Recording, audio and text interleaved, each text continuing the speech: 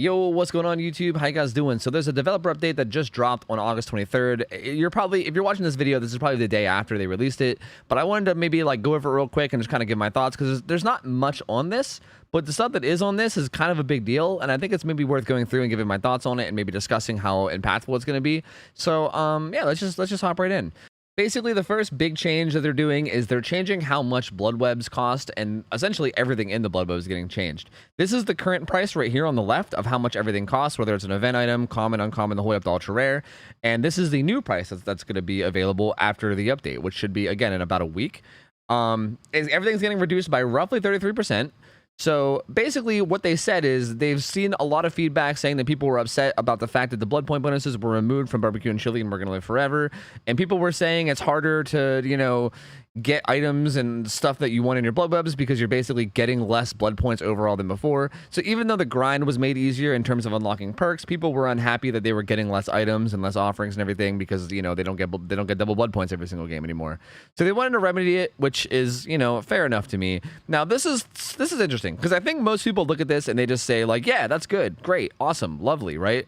Because like, you know, what kind of a person would complain about, you know, unlocking things easier? Well, I'll tell you who. It's me. I would complain about it. I'm gonna be the one that complains about it, but only slightly. Okay, before I get into this, I just want to say that I do think that this is an okay change. Like, I'm not really opposed to the grind being made easier for anybody because I know this game does have a pretty crazy grind. So I don't think it's a bad change, but I do think there is like maybe a little negative side effect that is maybe just worth mentioning just for the sake of discussion. You know, maybe even just for playing devil's advocate. Something that I've kind of had a problem with in this game for a very long time is the fact that ultra rare add-ons are not really ultra rare or ultra rare items or any of that, right? Anything that's marked as ultra rare is not really ultra rare, right? When I think of something being ultra rare, I think of that thing only being brought in every once in a while and it kind of being a big deal when it is.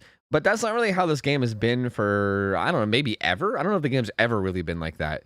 Like, you can see 4 brand new parts, and it's not really that big of a deal. You can see killers running ultra rare add-ons, and you're just like, yeah, that's just like a typical game. Like, it feels like ultra rare add-ons aren't actually ultra rare. They're just kind of like, I guess, slightly more rare than others, and a little bit more expensive, but that's really it.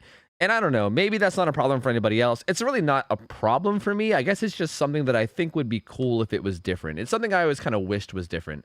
I wish, like, killers running the best add-ons on a killer was not something that they can do every single match. And same thing for survivors. I wish survivors couldn't bring like really strong items with really strong add-ons every single match. I wish it was more of like a rare thing to do. And again, this just kind of goes further away from that, right? Like, it's not very unrealistic to think that as a killer player you can bring your best add-ons, go play a game using your best add-ons, and then using the blood points that you get, especially with how cheap everything is now, just going and getting those exact same blood webs and like the 2 blood webs that you're going to fill with, you know, the blood points you got from that match. So it's kind of like an infinite loop. Like, I can basically go play like Blight with, you know, green speed and alchemist ring every single game and probably never run out of add-ons, just because as long as I'm putting my blood points back into them, I'll pretty much always get them back.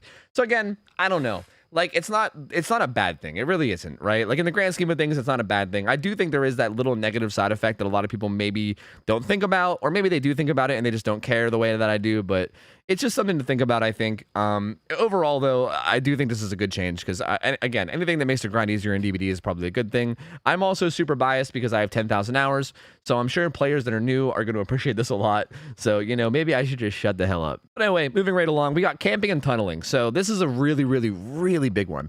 In this post-mid chapter, they added 5 seconds of endurance and haste to all unhooked survivors. They basically added a built-in borrowed time, but weaker. I'm sure everyone's very aware of this. This is a big, big deal when they added this. So everybody gets 5 seconds of endurance and haste right now, right? Well, they're buffing this to 10 seconds. 10 seconds of endurance, and the haste is also getting increased to 10% instead of 7. This is massive. This is absolutely massive. And also, I'm really glad they're doing it because I've kind of noticed that the 5 seconds of endurance didn't really feel very good. Like, I've even had situations as killer where someone got unhooked, like, right in front of me, pretty much, and I, like, go to hit them just to put them into deep wounds. Like, I don't even want to down them. I literally am intentionally trying to put them into deep wounds just to, like, I don't know, but maybe get a stack of save the best for last, or just, like, make them take a little bit longer to get back to full health, and then they end up going down. And I'm like, wait, really? It's been 5 seconds? Like, 5 seconds goes so much faster than you realize, honestly. It's crazy. And, like, good luck ever getting out of the basement, for instance, right? Like, you're still dead in the basement no matter what. So increasing this to 10 seconds, and then also giving the the 10% increased speed, I think is a phenomenal change. That is really, really good for anti-tunnel. And I think it's a lovely change. I mean, I don't know. I'm sure there's going to be some killer players that are going to be upset about this, especially considering the fact that borrowed time still exists and extends this to 20 seconds. So I'm pretty sure, if I'm not mistaken, borrowed time will extend this 10-second timer to 20 seconds. And then also the speed boost of 10% will be bigger too. And I think that also will work in the end game. Like, I'm pretty sure borrowed time will still work even when the exit gates are powered. So when the exit gates are powered, you can get 20 seconds of massive haste and also endurance, which, you know, will probably make some people unhappy. Me personally, it doesn't. As a killer player, I think it's totally fine. So I'm a big fan of this change. I think it's phenomenal, but you're definitely going to notice this. You're more so going to notice it if you're somebody that likes to tunnel, or, you know, play campy, or if you're a survivor that, you know, often gets camped or tunneled. You're going to notice it heavily. So I mean, I think this is cool. I think it's going to be a big impact, and hopefully we see more things like this get added that kind of punishes the camping and tunneling playstyle. And maybe there will hopefully for the killer players out there who are probably mad at me right now, hopefully they add stuff as well to make it so that it's easier to kill survivors when not playing in a camping and tunneling playstyle. Because I think that's really what killers need. The reason why, I mean, I've talked about this a lot, but the reason why most people tunnel is because it's the best way to kill. And I wish that there was another way that was good to kill that wasn't tunneling, and hopefully someday we'll get it. But for now, either way, this is a solid change to me. I like it.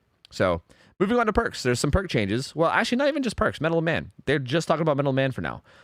Basically, they're just reverting it, is all that it is. Essentially, this is like a big ass paragraph to just basically say, yeah, we're reverting Mettle of Man. They changed Mettle of Man and made it so that it gives you endurance whenever it activates, but the endurance also goes away whenever you do conspicuous actions, because all endurance does. So they basically nerfed the fuck out of it. They made it so that if you were to go do a gen or do anything when your Mettle of Man is active, it goes away. So you basically had to use it immediately the second it activated. Otherwise, you couldn't do anything. It honestly made the perk pretty useless, and I think no one really ran it anymore. Even though people used to run it for fun, it kind of just fell off entirely. But they're changing that now. It's going back to having a special type of endurance that does not get canceled by conspicuous actions. And it also doesn't have a status effect that appears. So it's going to be, I think this is exactly the way it used to be. I'm pretty sure it's just going exactly back to how it was before it got changed. So that sounds solid to me. I mean, I'm really happy with that as well. They're bringing back Mettle of Man, which is just an overall fun perk. So I like it a lot.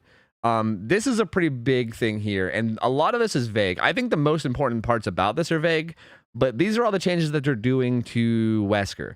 This first paragraph here is massive. So it says, one thing we noticed during his PTB was that the collision detection on the Mastermind's rush was a little too sensitive, causing the killer to bump into objects they shouldn't have. For the release, we've toned this down so you don't accidentally bump into obstacles as often. Now, this could be, like, depending on what this means, this could be huge, right? Now, if you guys know how the collision works on different killers, depending on how soft they're making the collision, this could end up making Wesker really strong. Now, for instance, if you're somebody that maybe knows a bit about Hillbilly, you'll know that you can kind of chainsaw somewhat against the wall as Hillbilly, and you'll kind of just slide along it without colliding with it. And you only collide with it if you really like face it. Like you gotta get a certain angle of facing it before you actually collide.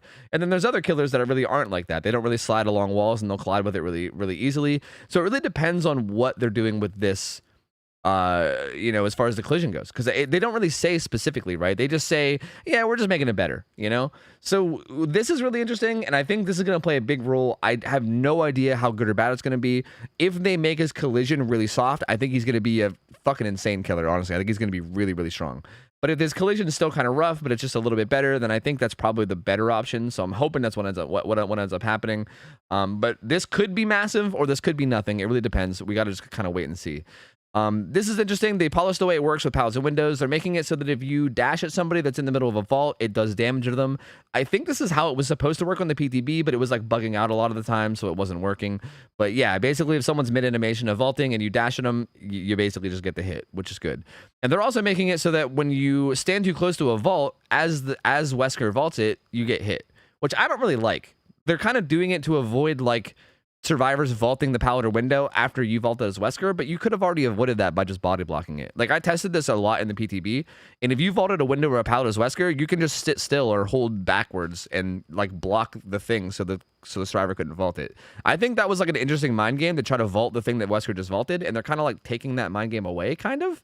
I mean, I guess they're not taking it away entirely. You might still be able to do it if you are really like smooth with it, but it's gonna be a lot harder. And I'm really not a fan of that, honestly. Like I don't really like the second half of this paragraph. I like the first half. Don't really like the second half, to be honest with you, but not the end of the world either. Next, we're visiting this power in loops. So this is a big thing. They're basically taking the movement speed that you go in between your dashes. Like with Wesker, you have your 2 dashes, right? You dash once, and you have like a little period of time where you could then dash again. And during that little time period, you have like a set move speed where you can kind of like shimmy around and move around a little bit. Well, they're increasing that to basically the value that the one add-on that increased it went to in the PTB. So like the loose crank add-on in the PTB is now going to be base kit, and then loose crank is going to add it from 2.76 to 2.98. So it's going to be loose crank on the PTB all the time, and it could get even faster with the new loose crank. So again, this tied with the collision, again, depending on how good or bad the collision is, it's so hard to say because we don't know how good the collision is going to be.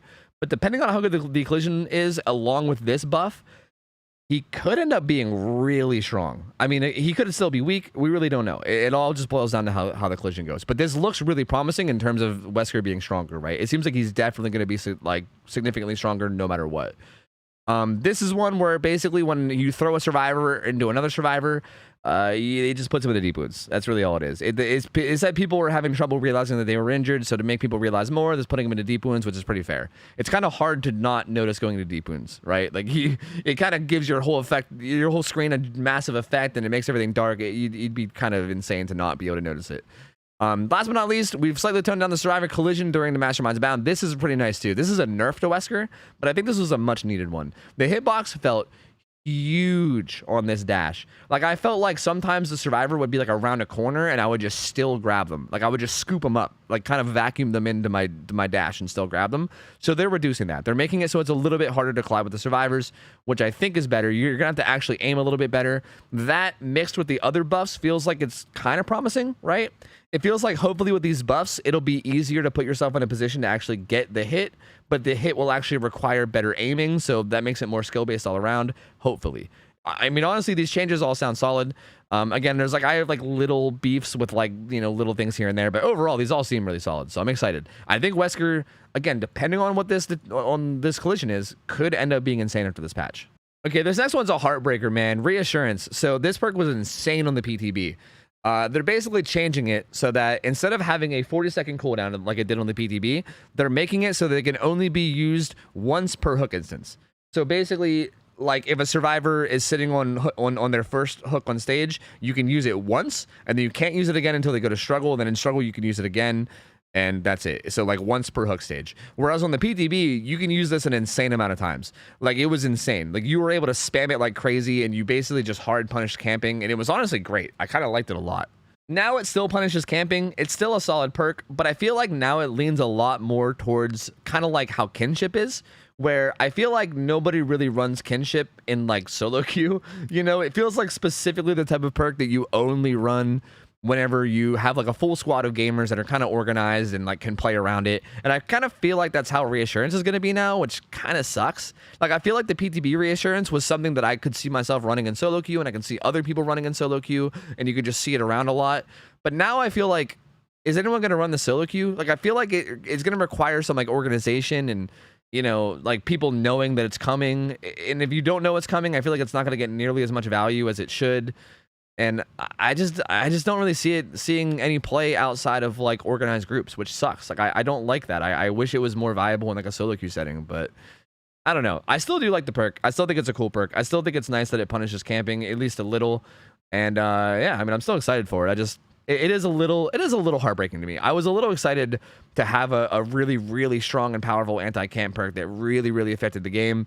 And it feels like this might not be it anymore. Maybe, probably not. So what are you going to do? Awakened Awareness got a nerf. This is the one where you can see auras when you're carrying survivors. This basically got a nerf solely because of the synergy it has with both Lethal Pursuer as well as Starstruck on killers with strong chase. Nurse. Nurse. But I mean, honestly, Nurse, but let's be real, even killers like Deathslinger you can probably count as well. There's a lot of killers in the game that are M1 killers that still have a pretty strong chase that this perk, along with those other two perks, became insane on. Because, again, the reason why is because the auras lingered for 2 seconds after you were done carrying them.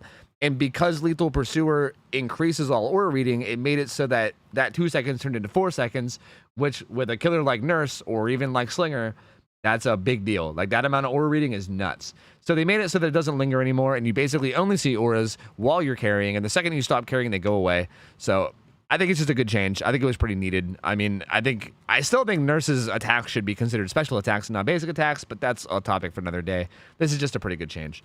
Low profile, hide your scratch marks and pools of blood when you become the last survivor. They're basically changing this so that now, instead of it being when you're the last survivor in the entire match, it's basically making it so that you're the last survivor standing, which this is really cool. And I'm kind of hoping that they maybe add more perks in the future that do similar things to this, because this is like a neat, like, situational activation. It basically activates now if every other survivor is either dead, hooked, or dying. So basically, if they're incapacitated in some way, right? Like if they're on the ground, if they're on the hook, or they're just dead. Like if you're the only person left that needs to be downed before your team loses, then this activates, which I think is really neat. That's a really neat, like, activation condition, and I kind of would like to see more perks maybe have that. Like, I think that's kind of cool. It's like a nice, like, clutch, like, oh shit, you're the last one. Try to clutch it up, you know? So that's kind of cool. So that's what they're doing, basically. And they're also making it so it masks your grunts of pain, too. So it's like Iron Will now, but only when you're the last one up. So kind of neat. I don't know. I think it's kind of cool. I mean, I don't really have any... I still don't know if this is going to see much play. Maybe like some stealth gamers will run this or whatever. I doubt we'll see it a whole lot, but it's a nice change. I mean, I think it's better than what it was. Better Than New is getting changed as well. This one used to give you a 6% action speed bonus for 35 seconds sorry, it would give somebody else that bonus when you healed them, basically, for 35 seconds. So that was 6% to everything. Generators, healing, everything. And 6% really isn't that much for most things. Like, for gens, 6% is okay, but for everything else, it's not really that big of a deal. So instead, they're making it so that it gives 16% to, like, a bunch of things other than generators, like healing, chest opening, totem cleansing, and blessing, but also it never goes away. Or sorry, I shouldn't say it never goes away. It doesn't go away until they take damage. There's no time limit. It just doesn't go away until they take damage. So this is kind of interesting too. This makes it a little bit more valuable in the sense that you can make them do things generally faster, and it doesn't just go away in a certain amount of time. I mean, 16% extra, I don't know, 16% extra to all these isn't that big of a deal. I mean, I guess blessing faster is pretty nice. I guess healing faster is pretty nice. I don't know if this is going to see play. It probably won't. Like, I feel like if you want to run something like this, you'll probably just run other healing stuff instead, you know? Like, I don't know. I doubt this will actually see play, but I do think it's a better perk than it was before, so at least it's got that going for it. Not really that crazy. And last thing, they just talked about basically reducing the amount of pallets on RPD. That's really the last thing here. And that's really all it is. Honestly, that's really all it is. There's really not that much here, but the things that are here are really impactful, right? Like, these perk changes are maybe the least impactful because, like, again, these two are probably not going to be run anyway. These two are going to be run, I would assume, and their changes are pretty important. The Wesker changes are a big deal. The fucking camping and the borrowed time change is a massive deal. And this is also a pretty massive deal, too. People are going to be noticing this for sure. So overall, in my opinion, I think this is going to be a great patch. This is going to be a really, really good patch. I know people are probably going to be upset about the extended borrowed time, and I'm really curious to know your guys' thoughts on it. I think endgame collapse is going to be rough for a lot of people, especially when the survivors have the actual perk borrowed time that extends it. But as long as that doesn't get too miserable for people, I think this is going to be a really, really good change, and I'm really, really excited to see this all come in. And yeah, that's it for me. Thank you guys so much for watching this. Hope you guys enjoyed this like very quick review. And I'm gonna get out of here. Hope you guys have an awesome rest of your night. Thank you guys so much for watching. Have a good rest of your night. I'm out of here. I'll see ya. I'll take care. I'll see ya. See you later. I'll see ya.